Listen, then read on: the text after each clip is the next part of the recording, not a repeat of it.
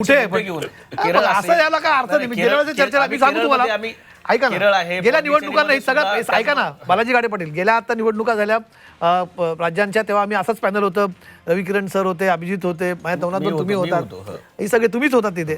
तेव्हा आपण हीच चर्चा करतोय काँग्रेस कुठे आहे. सगळे आपण ठीक आहे चर्चा करतोय, SIR आहे, मुद्दे आहेत, पोलरायझेशनचा मुद्दा आहे, ध्रुवीकरण आहे, सगळे मुद्दे आहेत. काँग्रेस कुठे आहे सगळ्यांमध्ये. सगळ्या ध्रुवीकरणाच्या राजकारणामध्ये आम्ही जमिनीवरती उतरून लढतोय. भारतीय जनता पक्षाच्या जातीय धार्मिक राजकारणाच्या आणि या निवडणूक आयोगाच्या हाताशी धरून ज्या महाराष्ट्रात बारामतीत सुद्धा तुम्हाला लढू दिलं नाही. आम्ही लढतोय नाही आता आम्ही तिथं स्वतःहूनच तिथं माघार घेऊन एक्झॅक्टली माघार घेते तुम्ही ना तिथे. तुम्हाला तुमची इच्छा होती लढायची, लढू शकत होत तुम्ही.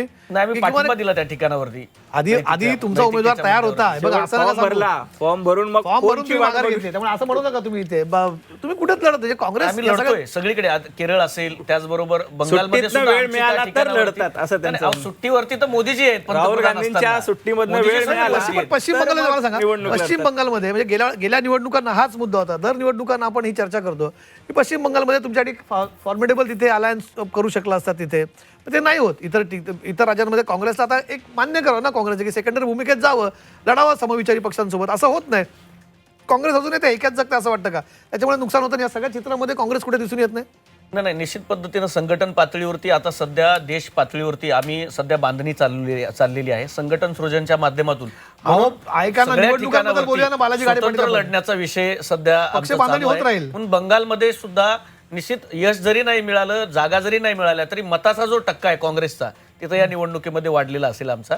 आणि केरळ आणि पॉंडिचेरी ज्या ठिकाणावरती आहे तिथं नक्की काँग्रेस सरकार स्थापन करेल अशी सध्याची परिस्थिती. आणि बाकी सगळ्या ठिकाणावरती आसाममध्ये कोण लढत होतं, काँग्रेस लढत होती त्या ठिकाणावरती. तिथलं भ्रष्ट सरकार असेल किंवा तिथल्या सगळ्या गोष्टी असतील यावरती आम्ही रस्त्यावरती उतरून आणि सगळ्याच पातळीवरती लढत होतो. त्यामुळे काँग्रेस नाहीये किंवा दिसत नाही असं म्हणणं चुकीचं आहे. भाजपला ते बघायचं नसेल तर बघू नये. बालाजी आकडे बोलतात. भाजपला काय बघायचं, स्क्रीनवरचे आकडे बघा आणि मग सांगा भाजप काय म्हणते, याला महत्व नाहीये.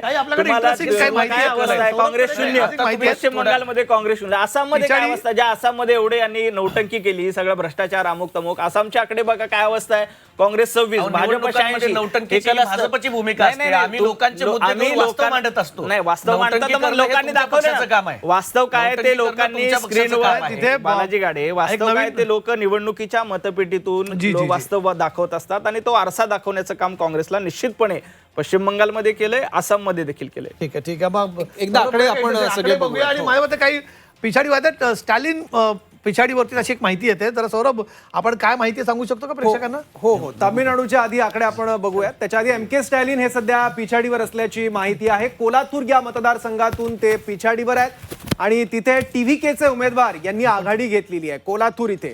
त्यामुळे ज्या पद्धतीनं DMK पक्षाची पिछाड सध्या तामिळनाडूत बघायला मिळते, तशी स्टॅलिन हे सुद्धा पिछाडीवर सध्या गेलेले आहे. TVKने जोरदार मुसंडी मारलेली आहे. तामिळनाडूतले एकूण आत्ताचे कल नेमके काय आहेत, कोणता पक्ष किती जागांवर सध्या आघाडीवर आहे ते एकदा आधी आपण बघूयात. विजय थलपती सर, एक सगळ्यात इंटरेस्टिंग माहिती, विजय थलपती हे पिछाडीवर गेलेले आहेत. त्यांच्या पक्षानं जरी जोरदार मुसंडी मारली, इंटरेस्टिंग आहे. विजय थलपतीचा पक्ष बऱ्याच आघाडी आहे, पण विजय थलपती स्वतः पिछाडीवरती आहेत. आणि त्याचबरोबर TVKने जोरदार मुसंडी मारली आहे. काही वेळापूर्वी 73 ते 76 जागांवर TVKचे उमेदवार हे आघाडीवर होते, पण हा आकडा वाढून आता 78 जागांपर्यंत गेलेला आहे. तर AIDMKने 76 जागांवर सध्या आघाडी घेतलेली आहे. 118 ही मॅजिक फिगर आहे तामिळनाडू विधानसभेतली. त्यामुळे त्रिशंकू स्थिती तामिळनाडूमध्ये निर्माण होण्याची शक्यता सध्या तरी दिसते आहे. तामिळनाडूमध्ये DMKने 48 जागांवर सध्या आघाडी घेतली आहे. AIDMKने 76 जागांवर आघाडी घेतलेली आहे. बारामतीमध्ये सुनेत्रा पवार या सध्या आघाडीवर आहेत. 36,591 मतांनी सुनेत्रा पवार या सध्या आघाडीवर आहेत. सुनेत्रा पवारांच्या मताधिक्यात आणखी वाढ झालेली आहे. चौथ्या फेरीत सुनेत्रा पवार या आघाडीवर आहेत.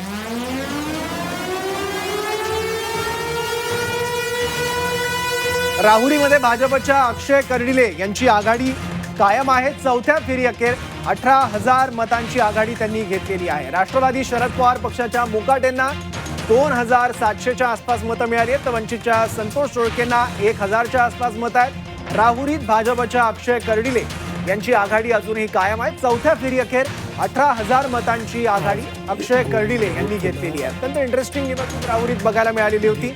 प्राजक्त तनपुरे हे निवडणुकीच्या मैदानात होते, पण ऐनवेळी त्यांनी माघार घेतली. अर्थात याच्यात मुख्यमंत्र्यांनी देखील चर्चा केलेली होती तनपुरे यांच्याशी. त्यानंतर रवींद्र चव्हाण, विखे पाटील यांनी प्रत्यक्ष भेट घेतली होती. त्यावेळी ऐनवेळी उमेदवार मवियाला उभा करावा लागला होता. गोविंद मोकाटे यांच्या रूपानं अपक्ष ते उमेदवार होते आणि त्यांच्या गळ्यात उमेदवारीची माळ टाकावी लागली होती महाविकास आघाडीला. बारामतीमध्ये आपण बघतोय 7 मतं मिळाली अभिजित विजुकलेंना आणि करुणा मुंडे यांना देखील 10 मतं मिळालेली आहेत. तर दुसऱ्या क्रमांकाची मतं मिळालेली आहे नोटाला. अर्थात ही काही फार मतं नाही आहेत, डबल डिजिट आकडे आहेत फक्त नोटाला मिळालेल्या मतांचे.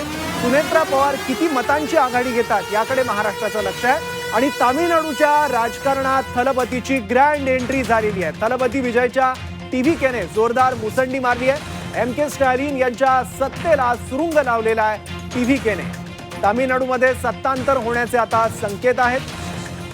DMKची सध्या सत्ता आहे तामिळनाडूमध्ये, पण या निवडणुकीत मतदारांचा मूड बदललेला दिसतोय आणि MK स्टॅलिन यांच्या सत्तेला आता सुरुंग लागण्याची शक्यता आहे. तामिळनाडूत सत्तांतर होण्याचे स्पष्ट संकेत सुरुवातीचे आत्ताचे जे कल आहेत त्यानुसार मिळत आहेत. TVKचे 78 ठिकाणी उमेदवार हे सध्या आघाडीवर आहेत.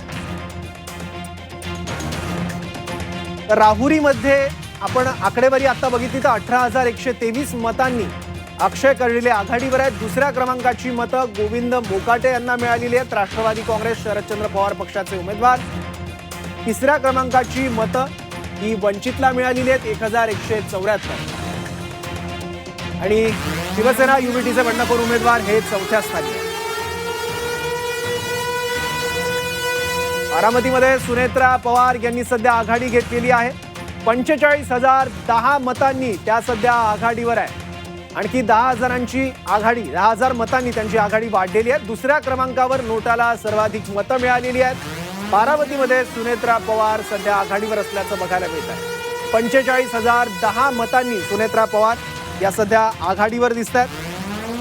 एकूण मतदान बारामतीमध्ये कमी झालेलं होतं, 58% मतदान झालं होतं. मतदानाला प्रतिसाद कमी मिळाला होता.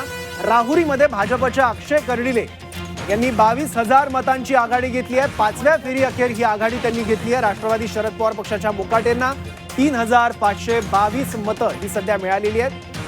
राहुरीमध्ये भाजपच्या अक्षय कर्डिले यांनी सध्या आघाडी घेतलेली आहे. शिवाजीराव कर्डिलेंच्या निधनानंतर सहानुभूतीचा फायदा अक्षय कर्डिले यांना होणार का, त्याचं उत्तर आता मिळताना दिसत आहे. तर पश्चिम बंगालमध्ये भाजपने आघाडी घेतली आहे. 285 जागांचे कल आतापर्यंत हाती आलेले आहेत. एकूण जागा आहेत विधानसभेच्या 294, मॅजिक फिगर आहे 148 आणि तृणमूलने सध्या 120 जागांवर आघाडी घेतली आहे. तर भाजपने बहुमताचा आकडा या सुरुवातीच्या कलांमध्ये ओलांडलेला आहे. 162 जागांवर भाजपचे उमेदवार हे सध्या आघाडीवर असल्याचं आपल्याला बघायला मिळत आहे. पश्चिम बंगालमध्ये चुरशीची लढत पश्चिम बंगालमध्ये बघायला मिळाली होती.